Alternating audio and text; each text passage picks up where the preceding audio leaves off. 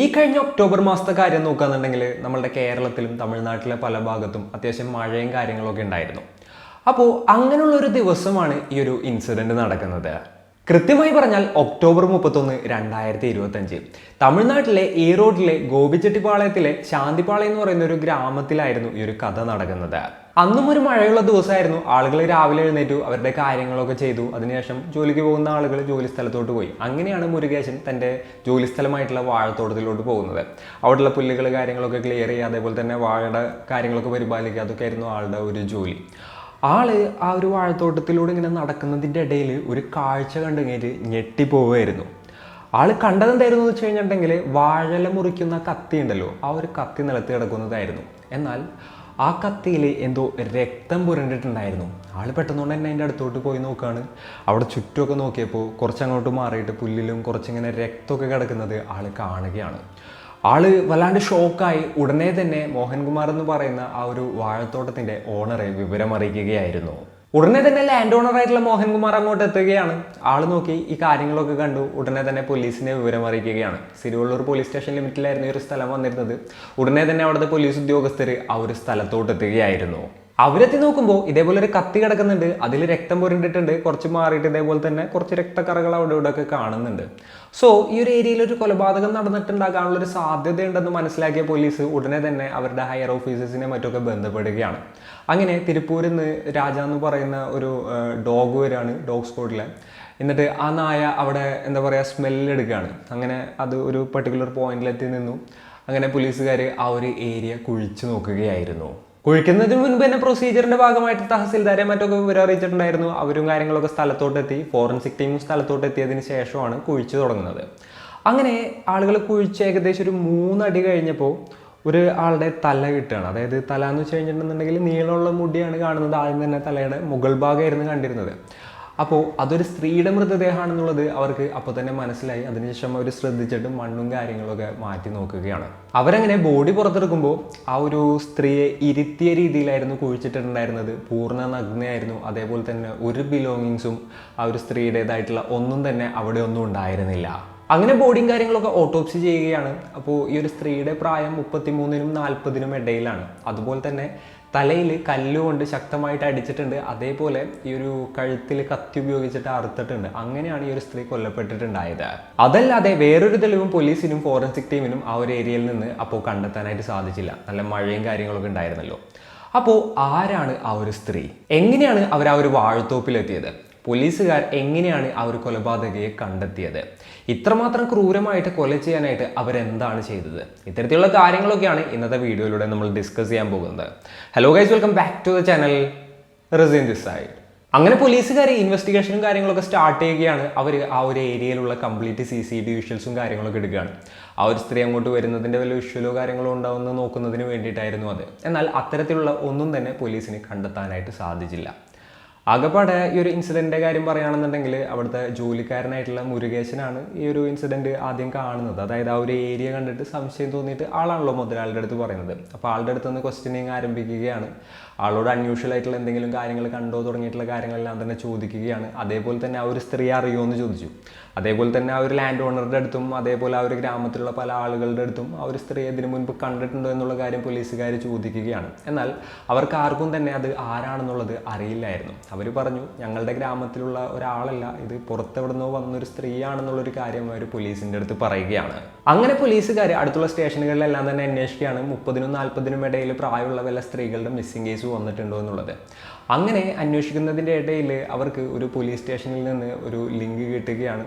ഒരു 60 വയസ്സ് പ്രായമുള്ള ഒരു സ്ത്രീ വന്നിട്ട് അവരുടെ മകളെ കാണാനില്ല എന്ന് പറഞ്ഞിട്ട് ഒരു കേസ് കൊടുത്തിട്ടുണ്ടായിരുന്നു. 37 വയസ്സായിരുന്നു അവരുടെ മകളുടെ പ്രായം. സോണിയ എന്നായിരുന്നു ആ സ്ത്രീയുടെ പേര്. അപ്പോൾ അവർ കൊടുത്തിട്ടുള്ള ഡിസ്ക്രിപ്ഷനും കാര്യങ്ങളും ആ ഒരു ബോഡിയും വെച്ച് നോക്കുമ്പോൾ അത് സോണിയ തന്നെയാണെന്ന് പോലീസിന് മനസ്സിലാവുകയാണ്. അങ്ങനെ അവരുടെ ഫാമിലി മെമ്പേഴ്സിനെ മറ്റൊക്കെ വിവരം അറിയിക്കുകയാണ്. ബോഡി ഐഡൻറ്റിഫൈ ചെയ്യുന്നതിന് വേണ്ടിയിട്ട് അവർ ഹോസ്പിറ്റലിലോട്ടെത്തി. ആ ഒരു ബോഡി കണ്ടിട്ട് അത് സോണിയ തന്നെയാണെന്ന് അവർ കൺഫേം ചെയ്യുകയും ചെയ്തു. അപ്പോൾ ഈ ഒരു സോണിയെ കാണാതാകുന്നത് ഒക്ടോബർ 30-ാം തിണ്ടൽ എന്ന് പറയുന്ന ഒരു സ്ഥലത്തുള്ള ഒരു ബ്യൂട്ടി പാർലറിലായിരുന്നു ഇവർ വർക്ക് ചെയ്യുന്നുണ്ടായിരുന്നത്. എന്നത്തെയും പോലെ അന്നത്തെ ദിവസവും അവർ ജോലിക്കായിട്ട് ബ്യൂട്ടി പാർലറിലോട്ട് പോയതാണ്. എന്നാൽ അവർ അന്നത്തെ ദിവസം തിരിച്ചെത്തിയില്ല. നേരം വൈകിട്ട് മകളെ കാണാതായപ്പോൾ പേരൻസ് ഇതേപോലെ തന്നെ ആ ഒരു ബ്യൂട്ടി പാർലറിൽ വിളിച്ച് അന്വേഷിക്കുകയാണ്. അപ്പോൾ അവർ പോയിട്ടുണ്ടായിരുന്നു. അതേപോലെ തന്നെ അവരുടെ ഫ്രണ്ട്സിൻ്റെ അടുത്തും മറ്റുമൊക്കെ അന്വേഷിച്ചു. എന്നാൽ അവരെവിടെ പോയെന്ന് ഇവർക്ക് കണ്ടെത്താനായിട്ട് സാധിച്ചില്ല. അങ്ങനെയാണ് മിസ്സിംഗ് കംപ്ലയിൻറ്റ് ഇവർ ഫയൽ ചെയ്യുന്നത്. അങ്ങനെ പോലീസുകാർ സോണിയയുടെ ബാക്ക്ഗ്രൗണ്ടും കാര്യങ്ങളൊക്കെ നോക്കുകയാണ്. അപ്പോൾ ഇവർക്ക് 2 കുട്ടികളാണുള്ളത്. ഒരു കുട്ടി +2 പഠിക്കുന്നു, അതേപോലെ തന്നെ ഒരു കുട്ടി 10ാം ക്ലാസ്സിലാണ് പഠിക്കുന്നത്. കുറേ വർഷങ്ങൾക്ക് മുൻപാണ് ഇവരുടെ വിവാഹം കഴിയുന്നത്. രാജേന്ദ്രൻ എന്ന് പറയുന്ന ഒരാളായിട്ടായിരുന്നു ഇവരുടെ വിവാഹം കഴിഞ്ഞത്.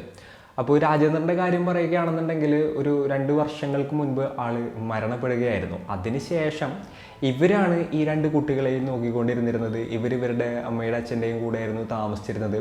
അപ്പോൾ അവിടെ നിന്നുകൊണ്ട് അവർ ജോലിക്ക് പോയി കിട്ടുന്ന സാലറി വെച്ചിട്ടായിരുന്നു ഇവർ കുട്ടികളുടെയും അതുപോലെ തന്നെ വീട്ടിലത്തെയും കാര്യങ്ങളെല്ലാം തന്നെ നോക്കുന്നുണ്ടായിരുന്നത്. അതായത് വളരെ നോർമലായിട്ടുള്ള ഒരു ലൈഫ് നയിക്കുന്ന ഒരു സ്ത്രീയായിരുന്നു ഇവർ. സോ ഇങ്ങനെയുള്ള ഒരാൾ ഒരു ദുരൂഹ സാഹചര്യത്തിൽ കാണാതാവുകയാണ്. പിന്നീട് അതിക്രൂരമായിട്ട് കൊല്ലപ്പെടുകയാണ്. ഇവർക്ക് വല്ല ഹിഡൻ ആയിട്ടുള്ള ശത്രുക്കൾ ആരെങ്കിലും ഉണ്ടായിരുന്നോ എന്നുള്ള രീതിയിൽ പോലീസുകാർ അന്വേഷിക്കുകയാണ്. എന്നാൽ അത്തരത്തിലുള്ള ഒന്നും തന്നെ കണ്ടെത്താനായിട്ട് സാധിച്ചില്ല. അതേപോലെ തന്നെ ഇവരുടെ കോൾ ഡീറ്റെയിൽസും കാര്യങ്ങളൊക്കെ എടുക്കുകയാണ്. അവസാനം ഇവർ ആരൊക്കെയാണ് കോൺടാക്ട് ചെയ്തിട്ടുള്ളതെന്ന് നോക്കുമ്പോൾ 2 നമ്പറുകളിലോട്ടാണ് ഇവർ കോൺടാക്ട് ചെയ്തിട്ടുണ്ടായിരുന്നത്. അതിൽ ഒരു നമ്പർ ഇവരുടെ ഫാമിലി മെമ്പറിൻ്റെ നമ്പറായിരുന്നു. എന്നാൽ 2ാമത്തെ നമ്പർ ചെക്ക് ചെയ്തപ്പോഴാണ് പോലീസുകാർ ഷോക്ക് ആവുന്നത്. അതാരുടെ നമ്പർ ആയിരുന്നു എന്ന് ചോദിച്ചു കഴിഞ്ഞിട്ടുണ്ടെങ്കിൽ പോലീസിന് ഈ ഒരു കേസിനെ കുറിച്ചിട്ട് ഇൻഫർമേഷൻ കൊടുത്ത ആളുണ്ടായിരുന്നില്ലേ, ആ വാഴത്തോട്ടത്തിൻ്റെ ഓണറായിട്ടുള്ള മോഹൻകുമാർ, ആളുടെ നമ്പറായിരുന്നു. അപ്പോൾ ഈ പോലീസുകാർ ഇവരുടെ അവസാനത്തെ നോൺ ലൊക്കേഷനും കാര്യങ്ങളൊക്കെ നോക്കുകയാണ്. അപ്പോൾ ആ ഒരു വാഴത്തോപ്പിലായിരുന്നു ഇവരുടെ ഫോൺ അവസാനമായിട്ട് സ്വിച്ച് ഓൺ ആയിട്ടുണ്ടായിരുന്നത്. അതിന് ശേഷമായിരുന്നു പിന്നീട് സ്വിച്ച് ഓഫ് ആയത്. അങ്ങനെ പോലീസിന് ഈ ഒരു ലാൻഡ് ഓണർ ആണോ ഇതിൻ്റെ പിന്നിൽ നിന്നുള്ള സംശയം വരികയാണ്. ഇവരുടെ കൂടുതലായിട്ടുള്ള കോൾ ഡീറ്റെയിൽസും കാര്യങ്ങളൊക്കെ എടുത്തു നോക്കിയപ്പോൾ ഇവർ സ്ഥിരമായിട്ട് കമ്മ്യൂണിക്കേറ്റ് ചെയ്യാറുള്ള ആളുകളാണെന്ന് മനസ്സിലാവുകയാണ്. അപ്പോൾ ആ ഒരു സ്ത്രീയുടെ ബോഡി കിട്ടിയ ടൈമിലും ഇയാൾ അറിയില്ല എന്ന് പറഞ്ഞിട്ടുണ്ടായിരുന്നു. അങ്ങനെയുള്ള കാര്യങ്ങളൊക്കെ ആയപ്പോൾ ഇയാൾ തന്നെയാണ് ഇതിൻ്റെ പിന്നിൽ നിന്നുള്ളത് പോലീസിന് മനസ്സിലാവുകയാണ്.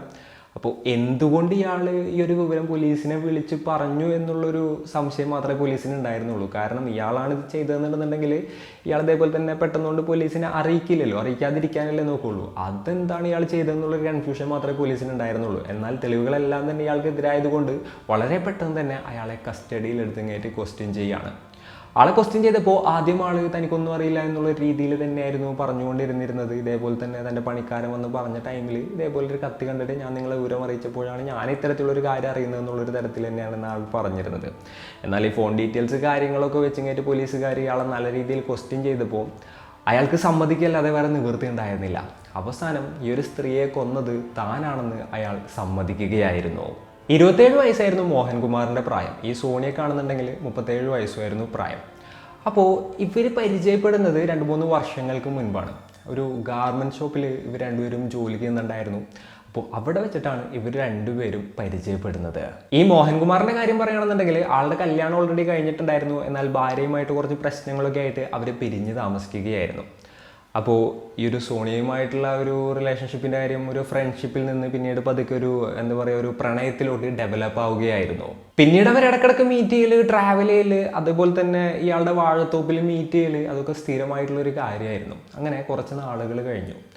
ആ ഒരു ടൈമിൽ ഈ ഒരു സോണി ആളുടെ അടുത്ത് കല്യാണം കഴിക്കാനായിട്ട് ആവശ്യപ്പെടുകയാണ്. എന്നാൽ അങ്ങനെ കല്യാണത്തിൻ്റെ കാര്യം പറയുമ്പോഴൊക്കെ ആദ്യം മോഹൻകുമാർ ഒഴിഞ്ഞു മാറാനായിട്ട് തുടങ്ങി. പിന്നീട് ഈ സോണിയെ കൂടുതലായിട്ട് സ്ട്രെസ് ചെയ്യാനായിട്ട് തുടങ്ങി. അപ്പോൾ എന്തായാലും കല്യാണം കഴിക്കില്ല എന്നുള്ളൊരു രീതിയിൽ തന്നെ ഇയാൾ ഉറച്ചു നിൽക്കുകയാണ്. ഇതിൻ്റെ പേരിൽ ഇവർക്കിടയിൽ സ്ഥിരമായിട്ട് പ്രശ്നങ്ങൾ ഉണ്ടാവുകയാണ്. ഇങ്ങനെ പ്രശ്നങ്ങളൊക്കെ ഉണ്ടാകുന്നുണ്ടെന്നുണ്ടെങ്കിലും ഇതിൻ്റെ ഇടയിലും ഇവർ മീറ്റ് ചെയ്യാറുണ്ടായിരുന്നു. അങ്ങനെ പ്രശ്നങ്ങളും കാര്യങ്ങളൊക്കെ ആയിട്ട് തന്നെ ഇവരുടെ റിലേഷൻഷിപ്പ് മുന്നോട്ട് പോവുകയാണ്. അപ്പോൾ ഒരു പോയിന്റിൽ സോണിയ പറയാണ്, എൻ്റെ ശരീരത്തിന് വേണ്ടി മാത്രമാണ് നീ എൻ്റെ കൂടെ നിന്നിട്ടുള്ളത് എന്നൊക്കെ പറഞ്ഞിട്ട് ഭയങ്കര രീതിയിലുള്ള പ്രശ്നങ്ങൾ ഉണ്ടാവുകയാണ്. എന്നാൽ അതിനുശേഷവും ഇവർ മീറ്റ് ചെയ്യുന്നൊരു സിറ്റുവേഷൻ തന്നെയായിരുന്നു ഉണ്ടായിരുന്നത്. അങ്ങനെയാണ് ഇയാളെ കാണുന്നതിന് വേണ്ടിയിട്ട് ഒക്ടോബർ 30-ാം തീയതി ആ ഒരു വാഴത്തോട്ടത്തിലോട്ട് സോണിയ എത്തുന്നത്. അങ്ങനെ ഇവർ സംസാരിച്ചു. ആ ഒരു സംസാരത്തിൻ്റെ ഇടയിൽ ഒരു കല്യാണത്തിൻ്റെ കാര്യം കയറി വന്നു.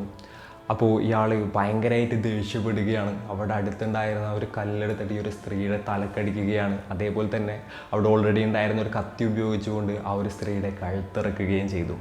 പിന്നീട് ഇതിപ്പോൾ എന്ത് ചെയ്യുന്ന ആൾക്ക് പെട്ടെന്നുകൊണ്ടൊരു ഐഡിയ ഉണ്ടായിരുന്നില്ല. അപ്പോൾ അവരെ അവിടെ തന്നെ കുഴിച്ചിടാനായിട്ട് അയാൾ പ്ലാൻ ചെയ്യുകയാണ്.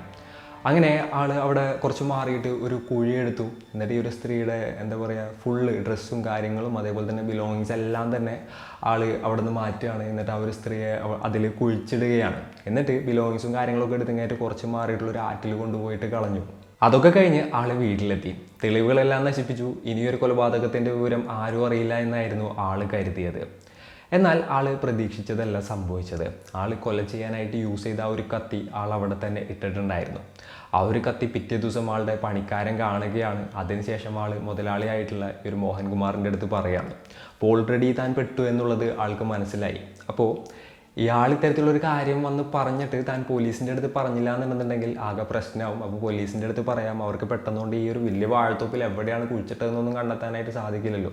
അപ്പോൾ എന്തെങ്കിലും ഒരു സംശയത്തിൻ്റെ പേരിൽ കുറച്ച് എന്തെങ്കിലുമൊക്കെ ഒരു ഇതുണ്ടായിട്ട് പിന്നെ അവർ പൊക്കോളും എന്നുള്ളൊരു തോട്ട് ആൾക്കുണ്ടായിരുന്നു. എന്നാലും ഈ ഒരു കത്തി ഞാൻ എങ്ങനെയാണ് കളഞ്ഞത്, ഇനിയിപ്പോൾ തൻ്റെ മേൽക്ക് ഇതെല്ലാം കൂടെ വരുമോ എന്നുള്ളൊരു പേടിയും ആൾക്കുണ്ടായിരുന്നു. അങ്ങനെയുള്ളൊരു സിറ്റുവേഷനിൽ ഊരിപ്പോരാൻ പറ്റാത്തൊരവസ്ഥയിലായിരുന്നു ആളുണ്ടായിരുന്നത്. എന്നാൽ നോക്കുകയാണെന്നുണ്ടെങ്കിൽ ആളുടെ ആക്ടിങ്ങും കാര്യങ്ങളൊക്കെ അടിപൊളിയായിരുന്നു. ആദ്യമൊന്നും ആർക്കും സംശയം ഉണ്ടായിരുന്നില്ല, പോലീസിനും സംശയം ഉണ്ടായിരുന്നില്ല. പിന്നീട് കോൾ റെക്കോർഡിങ്സും കാര്യങ്ങളൊക്കെ പുറത്തു വന്നപ്പോഴാണ് ആളാണ് യഥാർത്ഥ പ്രതി എന്നുള്ളത് മനസ്സിലാകുന്നതും പിന്നീട് അയാളെ അറസ്റ്റ് ചെയ്യുന്നതും. അതുപോലെ തന്നെ ഇപ്പോൾ ആൾ ജയിലിലാണുള്ളത്. ഈ ഒരു കേസും കാര്യങ്ങളും നടന്നുകൊണ്ടിരിക്കുകയാണ്. അപ്പോൾ ഇന്നത്തെ ഒരു വീഡിയോയിൽ ഇത്രയും കാര്യങ്ങളൊക്കെയാണ് പറയാനുള്ളത്. ഈ ഒരു സ്റ്റോറി ആയിട്ടപ്പോൾ നിങ്ങൾക്ക് എന്താണ് തോന്നിയത്? നിങ്ങളുടെ തോട്ട്സും മറ്റും എന്തൊക്കെയാണെന്നുണ്ടെന്നുണ്ടെങ്കിലും താഴെ കമൻറ്റുകളായിട്ട് രേഖപ്പെടുത്തുക. അപ്പോൾ and it's me Riyan signing off. Peace. Stay peaceful guys. Stay safe.